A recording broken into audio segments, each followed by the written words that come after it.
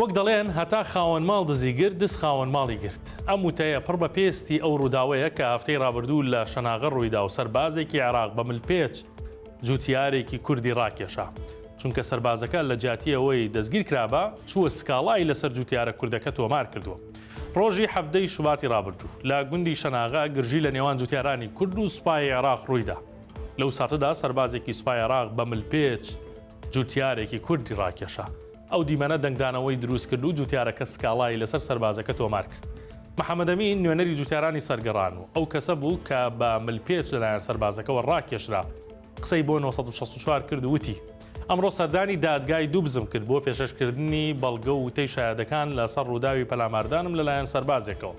بەڵام تووشی شۆک بووم چونکە کاتێک لە دادگا پێیان وتم سەربازەکە 3 ڕۆژە سکاڵای لەسەر تۆ تۆمار کردووە و داوای کردووە سزا بدرێ.